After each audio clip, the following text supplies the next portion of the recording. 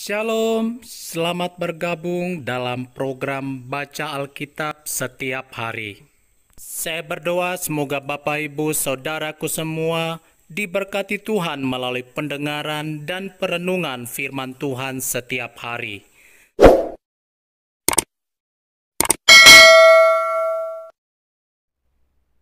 Hakim-Hakim pasal 8. Lalu berkatalah orang-orang Efraim kepada Gideon, "Apa macam perbuatanmu ini terhadap kami? Mengapa engkau tidak memanggil kami ketika engkau pergi berperang melawan orang Midian?" Lalu mereka menyesali dia dengan sangat. Jawabnya kepada mereka, "Apa perbuatanku dalam hal ini jika dibandingkan dengan kamu? Bukankah pemetikan susulan oleh suku Efraim lebih baik hasilnya dari panen buah anggur kaum Abiezer? Allah telah menyerahkan kedua raja Midian itu, yakni Oreb dan Seeb, ke dalam tanganmu. Apa yang telah dapat kucapai jika dibandingkan dengan kamu?" Setelah ia berkata demikian, maka redalah marah mereka terhadap dia. Orang Midian dikalahkan, raja-rajanya dibunuh. Ketika Gideon sampai ke sungai Yordan, menyeberanglah ia, dan ke-300 orang yang bersama-sama dengan dia, meskipun masih lelah, namun mengejar juga.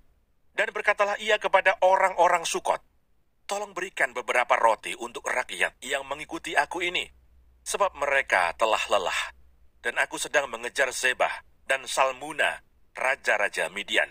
Tetapi jawab para pemuka di Sukot itu, "Sudahkah Zebah dan Salmuna itu ada dalam tanganmu, sehingga kami harus memberikan roti kepada tentaramu?" Lalu kata Gideon, "Kalau begitu, apabila Tuhan menyerahkan Zebah dan Salmuna ke dalam tanganku, aku akan menggaruk tubuhmu dengan duri padang gurun dan onak." Maka berjalanlah ia dari sana ke Penuel, dan berkata demikian juga kepada orang-orang Penuel. Tetapi orang-orang ini pun menjawabnya seperti orang-orang Sukot. Lalu berkatalah ia juga kepada orang-orang Penuel, "Apabila aku kembali dengan selamat, maka aku akan merobohkan menara ini." Sementara itu Zebah dan Salmuna ada di Karkor bersama-sama dengan tentara mereka. Kira-kira 15.000 orang banyaknya, yakni semua orang yang masih tinggal hidup dari seluruh tentara orang-orang dari sebelah timur. Banyaknya yang tewas, ada 120.000 orang yang bersenjatakan pedang. Gideon maju melalui jalan orang-orang yang diam di dalam kemah di sebelah timur Nobah dan Yogbeha, lalu memukul kalah tentara itu.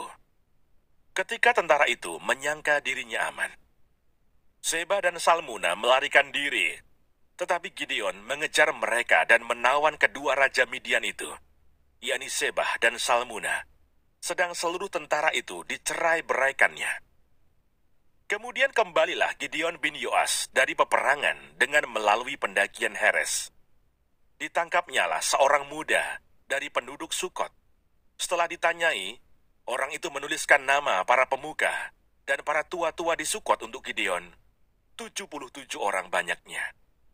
Lalu pergilah Gideon kepada orang-orang Sukot sambil berkata, "Inilah Zebah dan Salmuna, yang karenanya kamu telah mencela aku dengan berkata, 'Sudahkah Zebah dan Salmuna itu ada dalam tanganmu, sehingga kami harus memberikan roti kepada orang-orangmu yang lelah itu?' Lalu ia mengumpulkan para tua-tua kota itu. Ia mengambil duri padang gurun dan onak, dan menghajar orang-orang Sukot dengan itu. Juga menara Penuel dirobohkannya, dan dibunuhnya orang-orang kota itu. Kemudian bertanyalah ia kepada Zebah dan Salmuna, 'Di manakah orang-orang yang telah kamu bunuh di Tabor itu?' Jawab mereka, 'Mereka itu serupa dengan engkau. Sikap mereka masing-masing seperti anak raja.' Lalu kata Gideon, 'Saudara-saudarakulah itu, anak-anak ibuku, demi Tuhan yang hidup, seandainya kamu membiarkan mereka hidup, aku tidak akan membunuh kamu.' Katanya kepada Yeter anak sulungnya, 'Bangunlah, bunuhlah mereka.' Tetapi orang muda itu tidak menghunus pedangnya karena ia takut, sebab ia masih muda. Lalu kata Zebah dan Salmuna, 'Bangunlah engkau sendiri dan paranglah kami.' Sebab seperti orangnya, demikian pula kekuatannya. Maka bangunlah Gideon, dibunuhnya Seba dan Salmunah, kemudian diambilnya bulan-bulanan yang ada pada leher unta mereka. Perbuatan Gideon selanjutnya dan akhir hidupnya. Kemudian berkatalah orang Israel kepada Gideon, "Biarlah engkau memerintah kami, baik engkau, baik anakmu, maupun cucumu, sebab engkaulah yang telah menyelamatkan kami dari tangan orang Midian." Jawab Gideon kepada mereka, "Aku tidak akan memerintah kamu, dan juga anakku tidak akan memerintah kamu, tetapi Tuhan yang memerintah kamu."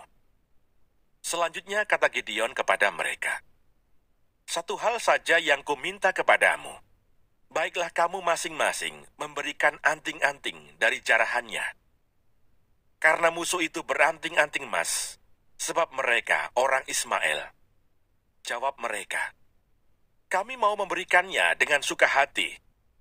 Dan setelah dihamparkan sehelai kain, maka masing-masing melemparkan anting-anting dari jarahannya ke atas kain itu. Adapun berat anting-anting emas yang dimintanya itu, ada 1.700 sikal emas. Belum terhitung bulan-bulanan, perhiasan telinga, dan pakaian kain ungu muda yang dipakai oleh raja-raja Midian. Dan belum terhitung kalung rantai yang ada pada leher unta mereka. Kemudian Gideon membuat efod dari semuanya itu, dan menempatkannya di kotanya, di Ofra. Di sanalah orang Israel berlaku serong dengan menyembah efod itu. Inilah yang menjadi jerat bagi Gideon dan seisi rumahnya. Demikianlah orang Midian tunduk kepada orang Israel dan tidak dapat menegakkan kepalanya lagi. Maka amanlah negeri itu 40 tahun lamanya pada zaman Gideon.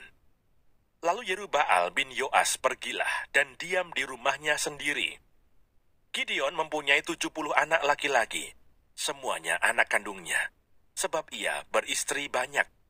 Juga gundiknya yang tinggal di Sikem melahirkan seorang anak laki-laki baginya. Lalu ia memberikan nama Abimelech kepada anak itu. Gideon bin Yoas mati pada waktu rambutnya telah putih, lalu dikuburkan dalam kubur Yoas ayahnya di Ofra, kota orang Abiezer.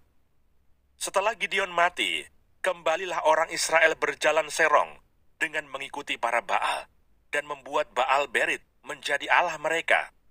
Orang Israel tidak ingat kepada Tuhan Allah mereka, yang telah melepaskan mereka dari tangan semua musuhnya di sekelilingnya. Juga tidak menunjukkan terima kasihnya kepada keturunan Yerubbaal Gideon, seimbang dengan segala yang baik yang telah dilakukannya kepada orang Israel.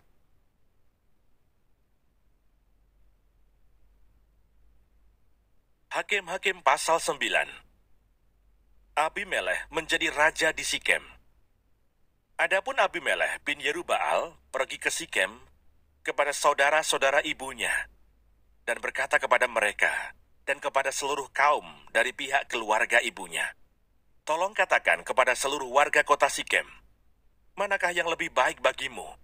70 orang memerintah kamu, yaitu semua anak Yerubbaal atau satu orang? Dan ingat juga bahwa aku darah dagingmu."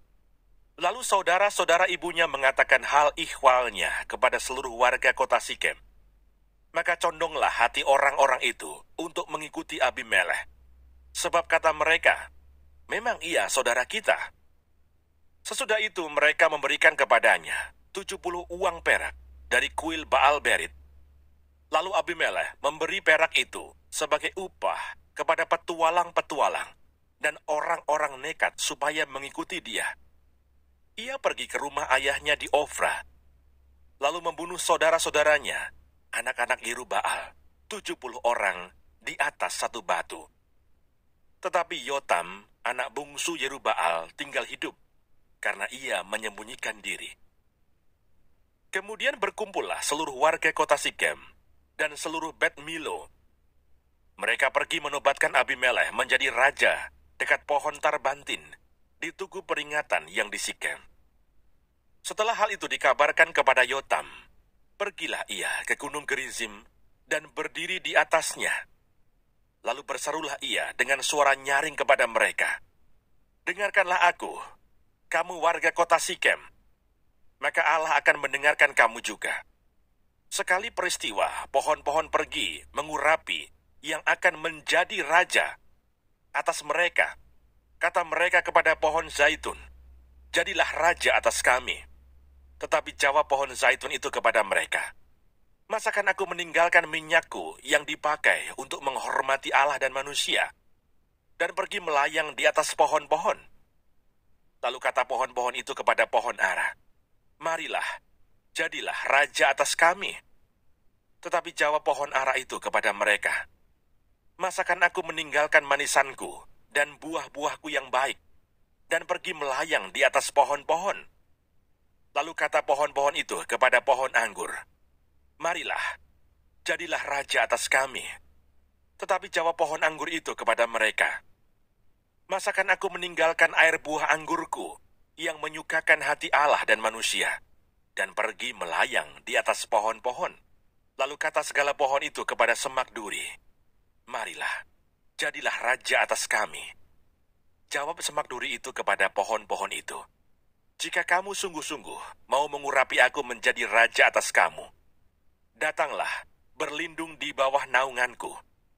Tetapi jika tidak, biarlah api keluar dari semak duri dan memakan habis pohon-pohon aras yang di gunung Libanon. Maka sekarang jika kamu berlaku setia dan tulus ikhlas dengan membuat Abimelekh menjadi raja, dan jika kamu berbuat yang baik kepada Yerubbaal dan kepada keturunannya, dan jika kamu membalaskan kepadanya seimbang dengan jasanya, bukankah ayahku telah berperang membela kamu dan menyabung nyawanya, dan telah melepaskan kamu dari tangan orang Midian? Padahal kamu sekarang memberontak terhadap keturunan ayahku, dan membunuh anak-anaknya, 70 orang banyaknya, di atas satu batu, serta membuat Abimelekh, anak seorang budaknya perempuan, menjadi raja atas warga kota Sikem, karena ia saudaramu. Jadi jika kamu pada hari ini berlaku setia dan tulus ikhlas kepada Yerubbaal dan keturunannya, maka silakanlah kamu bersuka cita atas Abimelekh, dan silakanlah ia bersuka cita atas kamu. Tetapi jika tidak demikian, maka biarlah api keluar daripada Abimelekh dan memakan habis warga kota Sikem dan juga Bet Milo. Dan biarlah api keluar daripada warga kota Sikem dan juga dari Bet Milo dan memakan habis Abimelekh. Kemudian larilah Yotam. Ia melarikan diri ke Beer dan tinggal di sana karena takut kepada Abimelekh, saudaranya itu. Setelah 3 tahun lamanya, Abimelekh memerintah atas orang Israel. Maka Allah membangkitkan semangat jahat di antara Abimelekh dan warga kota Sikem, sehingga warga kota Sikem itu menjadi tidak setia kepada Abimelekh, supaya kekerasan terhadap ke-70 anak Yerubbaal dibalaskan, dan darah mereka ditimpakan kepada Abimelekh, saudara mereka yang telah membunuh mereka, dan kepada warga kota Sikem yang membantu dia membunuh saudara-saudaranya itu. Sebab warga kota Sikem itu menempatkan orang untuk menghadang dia di puncak gunung dan merampas setiap orang yang melewati mereka melalui jalan itu. Hal itu dikabarkan kepada Abimelekh. Sementara itu Gaal bin Ebed beserta saudara-saudaranya telah datang dan pindah ke kota Sikem. Warga kota Sikem percaya kepadanya. Jadi pergilah mereka ke ladang. Mereka mengumpulkan hasil kebun anggur mereka dan mengirik memerasnya, lalu mengadakan perayaan. Mereka masuk ke kuil Allah mereka dan makan minum sambil mengutuki Abimelekh. Berkatalah Gaal bin Ebed, siapa itu Abimelekh? Dan siapa kita orang Sikem? Maka kita menjadi hambanya. Bukankah anak Yerubbaal dan Sebul wakilnya menjadi hamba orang-orang Hemor, ayah Sikem? Jadi mengapakah kita menjadi hambanya? Sekiranya orang-orang kota ini ada di dalam tanganku, maka tentulah aku mengenyahkan Abimelekh. Lalu berkatalah ia ke arah Abimelekh, perkuatlah tentaramu dan majulah. Ketika Sebul penguasa itu mendengar perkataan Gaal bin Ebed, bangkitlah amarahnya. Ia mengirim utusan kepada Abimelekh di Aruma dengan pesan, Gaal bin Ebed dan saudara-saudaranya telah datang ke Sikem. Dan ketahuilah, mereka menghasut kota itu melawan engkau. Oleh sebab itu berangkatlah pada waktu malam, engkau dan rakyat yang bersama-sama dengan engkau itu, dan adakanlah penghadangan di padang. Esoknya pagi-pagi, pada waktu matahari terbit, haruslah engkau menyerbu kota itu. Dan jika ia dan orang-orangnya keluar melawan engkau, maka engkau dapat berbuat kepadanya sesuai dengan keadaan yang kau dapati. Sebab itu berangkatlah Abimelekh pada waktu malam, beserta segala rakyat yang bersama-sama dengan dia. Lalu mereka mengadakan penghadangan dalam 4 pasukan untuk melawan Sikem. Ketika Gaal bin Ebed pergi keluar dan berdiri di depan pintu gerbang kota itu, Abimelekh kebetulan bangun dari tempat penghadangannya beserta rakyat yang bersama-sama dengan dia. Ketika Gaal melihat rakyat itu, berkatalah ia kepada Zebul, "Lihat, ada orang banyak turun dari puncak gunung." Jawab Zebul kepadanya, "Itu bayang-bayang gunung yang kau sangka manusia." Kata Gaal sekali lagi, "Lihat, ada orang banyak turun dari gunung pusat tanah, dan satu kelompok datang dari jalan pohon tarbantin peramal." Jawab Zebul kepadanya, "Di manakah mulutmu itu yang mengatakan, siapa itu Abimelekh, maka kita menjadi hambanya? Bukankah ini orang-orang yang telah kau hina itu? Majulah sekarang untuk memerangi mereka." Maka majulah Gaal dengan dipandangi oleh warga kota Sikem, lalu berperang melawan Abimelekh. Tetapi Abimelekh mengejar dia, dan ia melarikan diri dari depannya. Dan banyaklah orang tewas sampai di depan pintu gerbang. Adapun Abimelekh tinggal di Aruma, tetapi Zebul mengusir Gaal dan saudara-saudaranya, sehingga mereka ini tidak dapat tinggal di Sikem. Keesokan harinya, orang-orang kota itu pergi ke ladang. Setelah hal ini dikabarkan kepada Abimelekh, dibawanyalah rakyatnya, dibaginya dalam 3 pasukan, lalu mereka mengadakan penghadangan di padang. Ketika dilihatnya bahwa orang-orang kota itu keluar dari dalam kota, bangunlah ia menyerang mereka serta menewaskan mereka. Abimelekh dan pasukan yang bersama-sama dengan dia menyerbu dan menduduki pintu gerbang kota. Sedang kedua pasukan lain itu menyerbu dan menewaskan semua orang yang ada di padang. Sehari-harian itu, Abimelekh berperang melawan kota itu. Ia merebut kota itu dan membunuh orang-orang yang di dalamnya. Kemudian dirobohkannya kota itu dan ditaburinya dengan garam.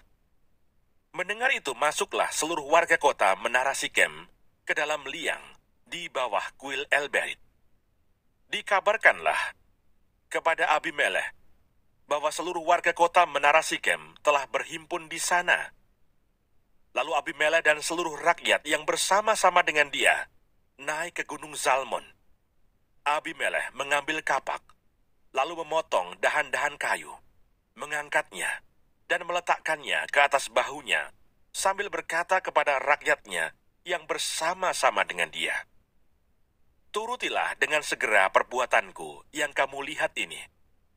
Kemudian rakyat itu juga masing-masing memotong dahan-dahan, lalu mengikuti Abimelekh, meletakkan dahan-dahan itu di atas liang, dan membakar liang itu di atas kepala orang-orang itu. Demikianlah semua penduduk kota Menara Sikem juga mati. Kira-kira 1.000 orang laki-laki dan perempuan. Abimelekh mati ditimpa batu. Selanjutnya Abimelekh pergi ke Tebes. Ia mengepung Tebes lalu merebutnya. Tetapi ada sebuah menara yang kuat di tengah-tengah kota. Dan semua laki-laki dan perempuan, seluruh warga kota itu, melarikan diri ke situ. Mereka menutup pintu di belakangnya dan naik ke atas sotoh menara itu. Lalu sampailah Abimelekh ke menara itu, menyerangnya, dan dapat menerobos sampai ke pintu menara itu untuk membakarnya. Tetapi seorang perempuan menimpakan sebuah batu kilangan kepada kepala Abimelekh dan memecahkan batu kepalanya. Dengan segera dipanggilnya bujang pembawa senjatanya dan berkata kepadanya, "Hunuslah pedangmu dan bunuhlah aku, supaya jangan orang berkata tentang aku, seorang perempuan membunuh dia." Lalu bujangnya itu menikam dia sehingga mati. Setelah dilihat oleh orang Israel, maka Abimelek telah mati, pergilah mereka, masing-masing ke tempat kediamannya. Demikianlah Allah membalaskan kejahatan yang dilakukan oleh Abimelek kepada ayahnya, yaitu pembunuhan atas ke-70 saudaranya. Juga segala kejahatan orang-orang Sikem ditimpakan kembali oleh Allah kepada kepala mereka sendiri. Demikianlah kutuk Yotam bin Yerubbaal mengenai mereka.